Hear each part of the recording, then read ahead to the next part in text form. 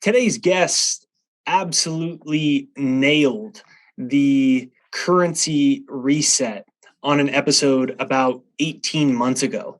A lot has happened. The Fed's talked about raising interest rates to combat inflation, and doesn't seem to be helping so far. Second quarter of negative GDP. And here to make sense of all of this is my good friend, Mark Gonzalez. We actually met because he was the first person that I ever bought gold and silver off of. And so I'll link the First National Bullion website. You can reach out to Mark right there down below for your gold and silver bullion needs in the comments. Shout out to our sponsor, Visa Silver, one of our favorite silver and gold mining stocks. So thanks, Visa Silver. I want to thank you for watching and listening today. I hope you are doing well, regardless of all the crazy stuff happening in the world. So let me know how you're doing in the comments right there down below. And Mark, good to see you. Good to see you too, Jake, man. Happy to be here. Appreciate you having me on. Yeah, so let's start with this. The Fed's talked about like raising interest rates. You're already starting to see a lot of political backlash from that, I guess, in two respects. One is people are really feeling inflation. Wikipedia just changed the definition of a recession yesterday. You got, the current administration gaslighting people, telling us we're not in a recession, even though the Harvard Business School definition of a recession is 2 consecutive quarters of negative GDP.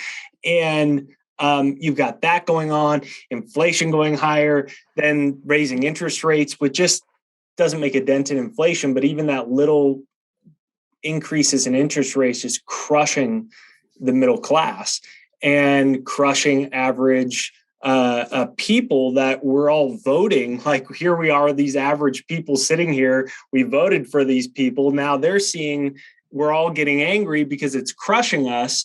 And then you've got Elizabeth Warren and people starting to put pressure on the Fed to reverse course now because we're all yelling at her. And so you've got pressure from both sides here, inflation pressure from us Americans, and then you've got political pressure from the politicians that are up for election that could get stomped out in the elections now saying stop. What do you make of it? Where do you think it goes from here? Well, that was a lot. There's a ton to cover. Basically, the Fed's in a position where it either keeps the economy, fictitious as it may be, propped up, or it defends what little is left of the dollar. Either which way dollar's done, we go to a digital system of things. So that's the ultimate playbook of where this thing ends. It's just how high do rates go before they reverse course. I don't think anybody really knows. I get a feeling that we could go at least 1.5 points to another 2 points higher. There's got to be a whole lot more pain because the objective is to ultimately create defaults to recapture what was lent upon. So that's honestly where I think that goes. And as far as Warren, I mean, you're going to have politicians, you're going to have everybody jawboning saying reverse course, but that's just political mouth speak, so to say. It's a bad spot, and this all, believe it or not, it's not a day to day, it's not a week to week, it's not a month to month. It's a long-term plan that is being executed to devalue eventually the dollar and remove the dollar as the reverse reserve basis for global trade. Other countries will start to dominate over us. And we're going to get a revaluation and a reprice. And if you look at the past events, even going into the Depression with the calling in of loans and, raising rates, and there's a lot of similar parallels to that. And we actually did an episode where Wells Fargo was canceling credit lines. So you're going to see that coming too. People are going to be pushed to the edge with the higher cost of borrowing, and inflation is here. It's finally coming home. I mean, here in San Diego, for a gallon of gas, we're up to, $7+ I will not be surprised to see that come October to be about $10. To get steaks on sale, you're still going to be, paying 13, 15 bucks a pound. Generally, it's about 25, 28 out here in Southern California. It's absolutely atrocious. So I see the Fed continuing with what they're going to do. They're going to continue to raise rates regardless of what it's going to do to the economy. Now, in some of the speak Wednesday after the last rate hike, they kind of signaled a little bit of consideration of when they're going to be backing off, but that could play out in the next year. But the damage is absolutely done. And that's where the pain comes in, because you have this leverage or collateralization of global markets that in many cases, much like mortgage bond markets in the mid 2000s, you got a level that's exceeding some places about 100%. So there's very little asset driving everything. And the intention is to ultimately take it down. Once it's taken down, you have very, very little to work with, then you can become essentially a slave of the state and accept your payment if you would like to eat based on a digital currency.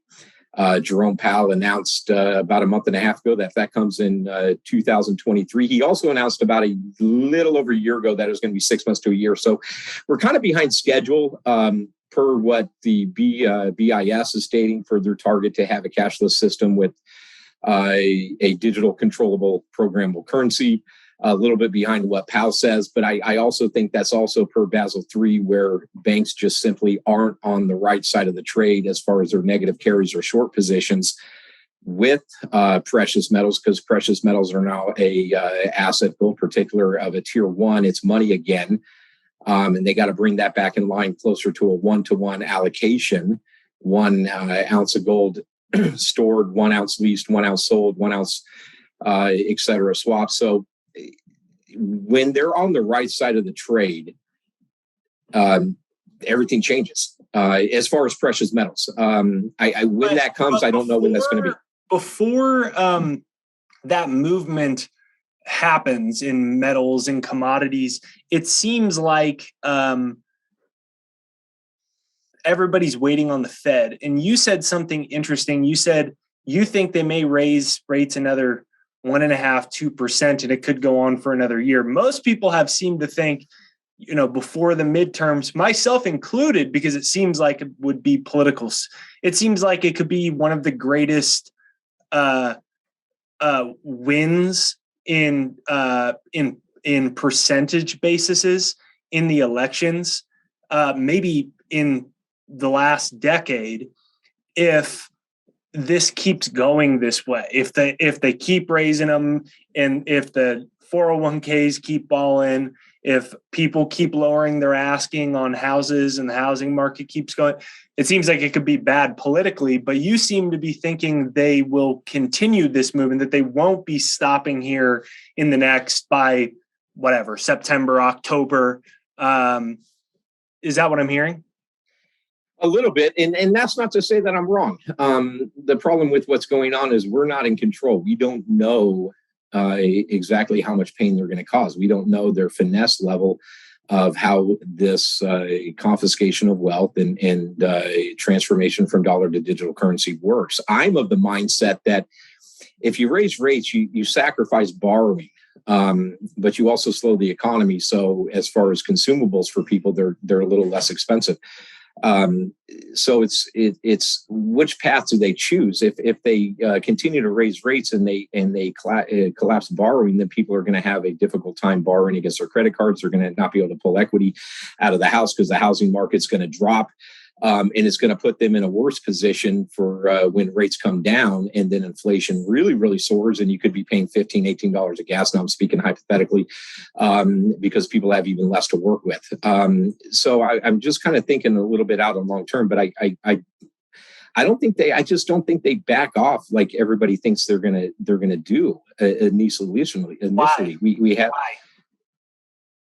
Well, the dollar right now, the dollar index is pretty high because you got people in countries having to go into dollar to have goods and services, right? And you also have people exiting dollar to exit a dollar trade also can prop up the dollar. So if you have any sort of lending or contract domestically or overseas that's denominated in dollar. When you sell that, you have to go back into dollar. It can kind of give you a little bit of illusion of dollar strength. But right now, you got a choice. Do you save the economy, or do you defend the dollar and try to get a little bit more life out of it before you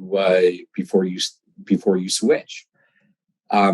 My gut tells me I don't think that they back off right away. I think we have another. Essentially, it's a long-term strategy play by them to. This will make the dollar hold on longer by doing this, and then they can do a whole new round of the next level of all of this money printing. But strategically, they're looking at basically using this to strengthen the dollar right now. Well, yeah, to give it a little bit more credence, because look at what's going on around the world. I mean, Russia's not really using dollar. China's not really using dollar. I mean, they have their own payment system set up. Russia, they have, they're building their gold reserves. Everything we do here is propping up the dollar. But if you look at what's going on overseas, people are shunning it like crazy. So, I honestly think we get another 3/4 rate hike. And then beyond that, you could get another half. So right there, you're looking at like 1 1/4, maybe it goes a little bit higher, but when it turns, it's going to turn. It's going to turn really, really, really, really fast. And then they're just going to open up the floodgates, and you're probably going to have a lot of stimulus going directly to consumers in the form of, like, California. I forget the numbers, but depending on income and household size, you can get, I think, up to like $1,100 or $1,200, something like that, gas credit to annually to help you with the higher cost of gas price, which isn't going to do anything. My utility bill this month for just electricity and gas, I mean, it's going to be over $500. It's absolutely insane. So these things are going to do anything, but when it comes back out, I think that's when we push more capital directly to the consumer per the going direct reset of the Kansas City Fed meeting. And that's it. That's the end game, because you won't be able to raise rates beyond that. You're just going to have to let the dollar fall. So by raising it, you're squeezing the lending market and putting people in a bigger position of desperation.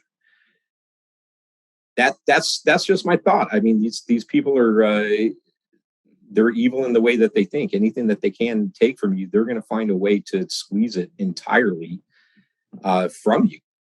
Is my thought. But then again, I don't think, it's not that it's up to Powell. It's up to his boss, which is Augustine Carson. Augustine Carson says digital currency. His goal was 2025. I don't think we're going to hit it, but I mean, I could be surprised. We'll see. Who's Augustine Carson? Carson, he's the governor, the head guy for the Bank of International Settlements, which is Basel, Switzerland. They're the boss of all central banking. So if Powell makes the decision, it essentially gets approved with that organization. They tell everybody else what to do. Interesting. So let's talk a little bit about, you said that when they do this, they essentially squeeze everybody else, and they printed so much money and inflation's so high. They're not like they're going to raise interest rates to 20% to fix it. And so the alternate strategy is basically just to essentially cause a form of a depression, which thus slows down demand and kind of puts a damper on stuff. But it really is just wiping. It's going to wipe, if they keep moving in this direction, it'll wipe a huge chunk of people out. Is that what you're saying? Yeah, not only it can wipe a lot of people out, but as you said, things slow down. So as rates go up, let's look at logistics for whatever it may be. Widget 1, widget 2, food, goods, and services. That's coming by train or truck. So a lot of these people, a lot of these organizations, they don't just have a lot of cash in the coffer where they can just go buy gas, right? A lot of them operate on a margin of credit. And if their cost of servicing that credit rises, it's going to be very difficult. So this is going to hit people from all different levels. It's not just your credit card payment going up or, not being able to refinance your house or having a hard time getting a house, even with declining prices. I mean, there's houses out here in the area that I live in, which are just simple tract homes, and they're not like the greatest thing in the world. And they're going for $1.3 million, $1.4 million. So even if they drop 500,000 at a higher interest rate, who can afford it? So we're not just going after that. We're going after the entire supply chain that is built on credit that can easily be slowed down. And then if you couple that with what you've been seeing as far as food production plants, plants that make additives for, let's say, diesel fuel or diesel engine oil being shut down, we can bail everybody else out, but we can't help these poor fools. That's going to be a difficult thing for people. And then they're going to be crippled because they'll be maxed out on their credit cards. And then next thing you know, like Wells Fargo did, other banks start saying, hey, by the way, you can't borrow. That's it. What are you going to do? You're saying that you're saying essentially, Jake, you're missing the bigger picture here. This isn't just about your house and your neighbor.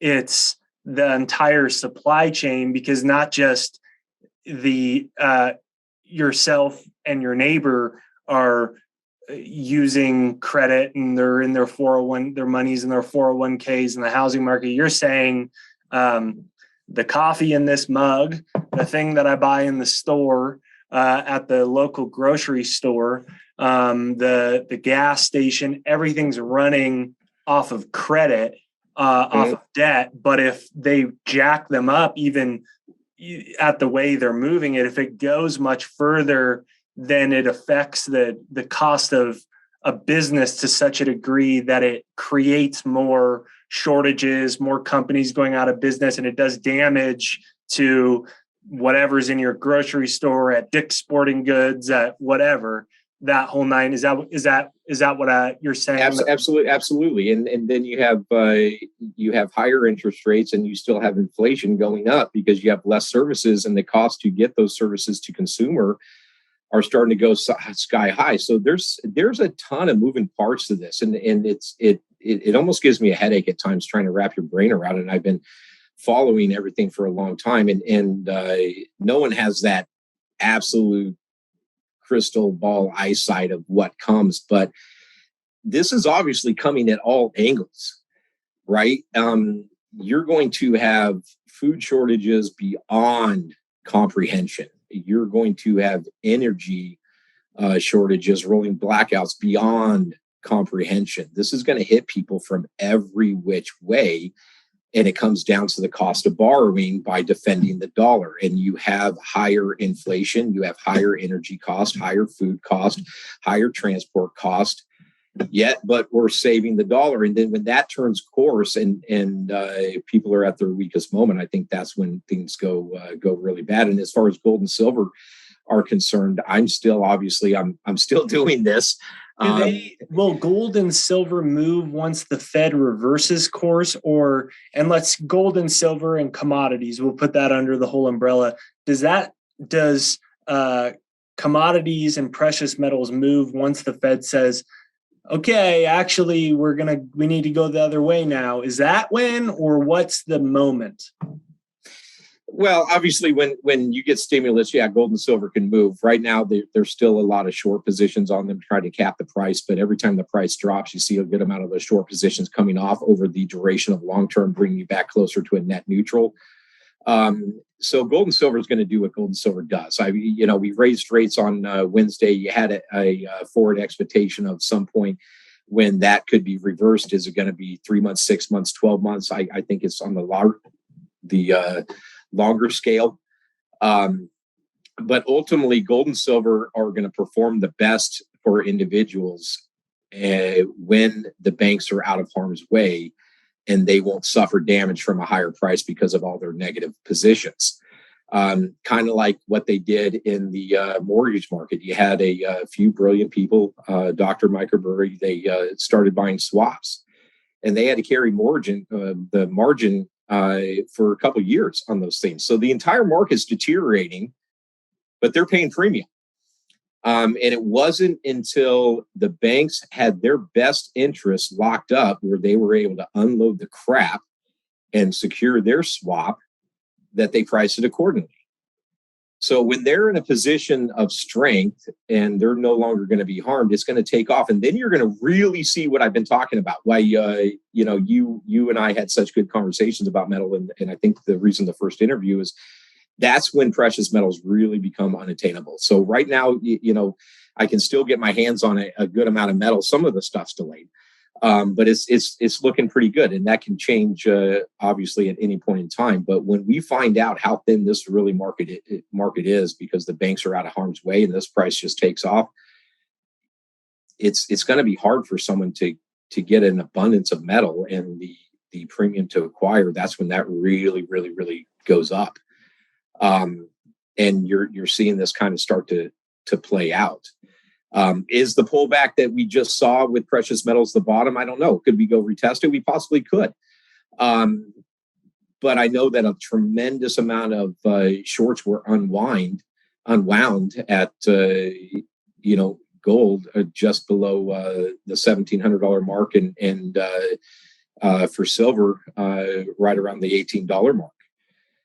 So the next run's here. I don't know how high it goes and how long it's going to be sustained, but at the ultimate end game is to, obviously, as we've been discussing, and a lot of other people are mentioning too, is to transfer that wealth from you to the financiers, to the state, to the banks, through the process of default and making you go broke. And when people really realized that they needed more food, they needed more water, they needed to get portable solar generator or do things that they needed to do. They needed to have more gold. They needed to have more silver in various fractional amounts that can be used for trade if the banks aren't open during a reprice. When they realize that, you're going to have so many people fighting over such little inventory, just like you're going to have a lot of people fighting over what little inventory is coming in the grocery store. It's going to push the premium up, and it's going to cause a lot of pain.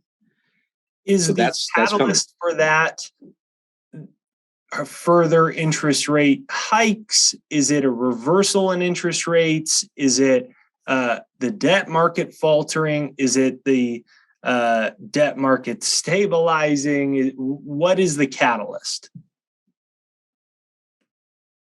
For precious metals to move up, or for... Yeah, okay. The next leg for metals and commodities.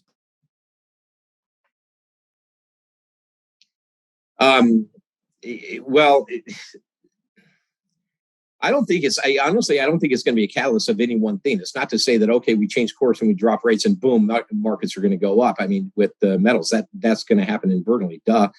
But you're also seeing that happen with the rate increase, right? I think when the debt market completely implodes in a Lehman Brothers fashion, and that happened in September of 2019, that's going to happen again.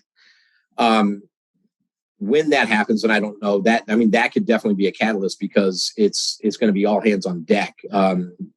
Absolutely going to have to reverse course to justify the next $6 trillion to prop up the economy, and then everything falls apart. So I'm not sure how to answer that question. To be honest with you, I'm not going to say it's one catalyst or another is going to happen. There's a lot of moving parts, and there's still a lot of negative positions on precious metals that are capping the rise from going too quickly. And that's actually a benefit.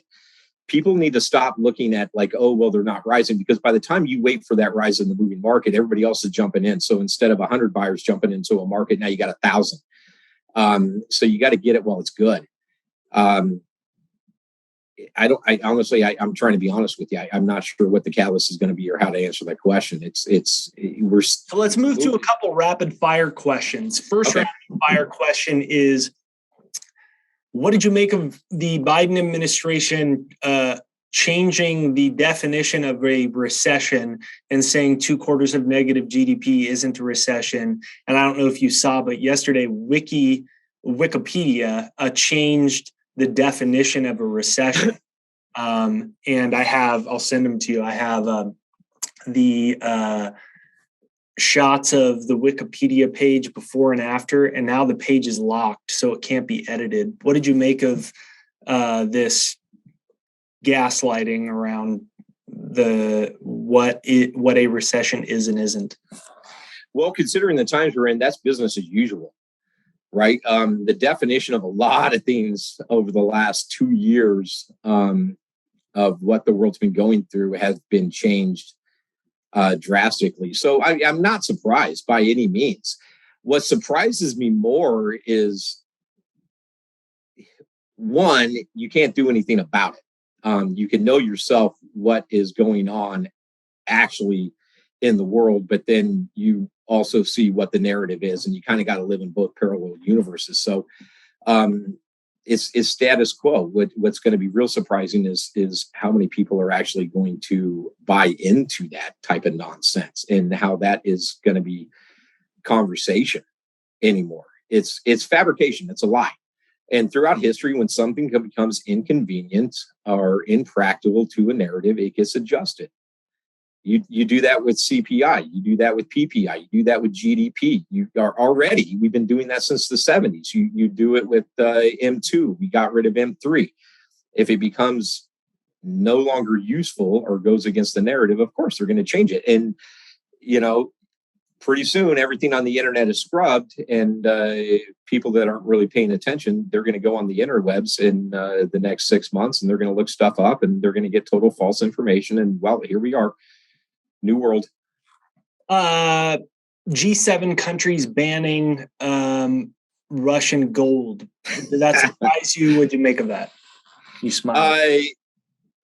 It surprised me based on the idiocracy of the world. That doesn't hurt them. And the thing is, G7 countries aren't really buying a tremendous amount of gold. It's the emerging markets that are going to be buying a lot of gold. So we're going to hurt Russia from making $1 on their exports of gold. Fine, good for them. They're happy to do it. So then suppliers that normally would send that stuff overseas to make a revenue, who's going to be the buyer of it? It's going to be the Russian government, which is only going to build up more of their gold reserves, going to a fractional reserve of a gold-backed currency, and then demanding people to pay ruble for gas and oil exports. It puts them in a position of strength.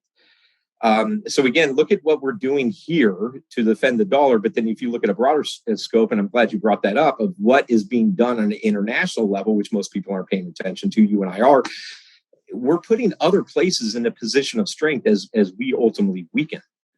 Not good. Okay. Last question. The emergency oil reserves. In response to canceling thousands of gas and oil leases in America, and making us more reliant on foreign oil and gas, and now this Russia situation happening, all of this together, we've seen gas prices continue to move higher and higher, instead of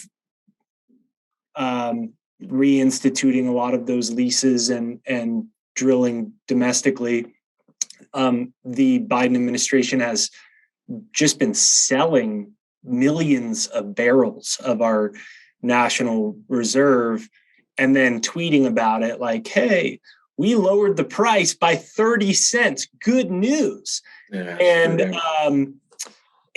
they're using it to try to act like they're solving the gas issue. And I went and actually read, I don't have the data off the top of my head, but how much has been sold, how much there is. And based off of like the math of that, there's only a couple 100 million barrels left. And it seems like they're going to use it all to try to keep, little 20-cent drops in the price here and there. They may really use it. They may use it all before midterms. I mean, that's a long ways away still. And if it brings the price down 50 cents, it seems like they're going to do it, which is, to me, looking at the data, I don't care if you're a Democrat or a Republican. My response to you is, you are literally a dangerous idiot. This is dangerous. And if we run out of emergency barrels, and there's one of their cyber attacks they've talked about, or an oil field gets bombed in whatever country we're importing from, or Chinese Navy takes some oil rigs. I mean, there could be any black swan when you're out of emergency reserves. What's your thought on that? In conclusion, I think it kind of fits into this macroeconomic picture, and especially as in relations to gold, right? Because if an oil crisis gets a lot worse, obviously, that's an interesting dynamic for gold. But what do you make of all that? Well, I agree with you. Idiotic. We are in the movie Idiocracy. So again, it comes back to squeezing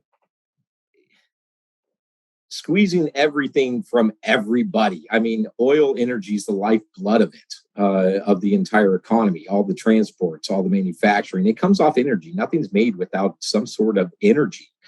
And similar to making U.S. citizens and other citizens in other parts of the country, because this is being done in unison globally on all developed nations, just like making them crippled, where you're forced to take some sort of handout at a massive, massive cost in digital currency. The same thing's coming to the United States. That's what I'm talking about. You're going to have these food shortages. You're going to have energy shortages, and this is done by intent.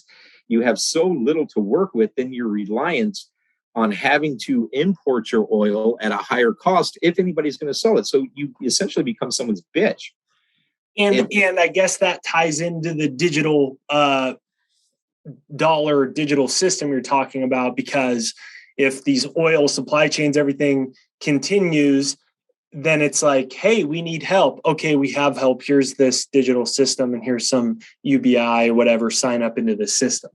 Absolutely. Well, that's the thing. Absolutely. And so all this is intended. One relates to another. It's very hard to tie them all together. But if you look at it from a higher level, you can see how it all comes together. And ultimately, that's where people need to protect themselves. They need to make sure they have enough supplies and goods and service to last when things get really, really bad, because they simply are going to get really, really bad. And as far as gold and silver is concerned, forget about what the price is going to do. Forget about when you're absolutely going to be rewarded. When is silver going to get $100? When is gold going to hit 3,000? I mean, just forget about that for now. Look at the other options of how much you have to hustle and how much risk you have to take to try to make a buck in today's world, as opposed to stacking up on true absolute money that you're not going to be able to get in the future. So governments are doing it. Central banks are doing it, the ones that are emerging, obviously. And when this price moves, it is because it is in their benefit to allow it to move, and everybody is left holding the bag. And if you don't have what you have, you're just simply not going to get it. So when a reprice happens, just to reiterate, when you adjust zeros on the credit end to revalue what it made, and that is going to come to the United States, no ifs, ands, or doubts about it. It has to come. Your precious metals rise to meet that revaluation, right? So you can now pay off debt with less money in today. You can now buy depressed debt with less money in today. You're not going to be locked into that system, hopefully, of having to rely on someone else. When you're relying on someone else for your livelihood, you're screwed. When a country relies on some other nation or other nations for its livelihood, it is screwed. That is where we're going. And we're going there in rapid pace with idiotic framework like what is happening right now. So It's going to be interesting to watch it play out. That's for sure. We want to thank everyone for listening today. We will link the First National Bullion website right there down below, where you can reach out to Mark. Let us know what you think in the comments right there down below. Make sure you smash the like button, subscribe, bell notification, and we'll link Mark's website and contact right there down below. Want to thank you for listening. And Mark, want to thank you for coming on today. I appreciate it, brother. Thank you very much.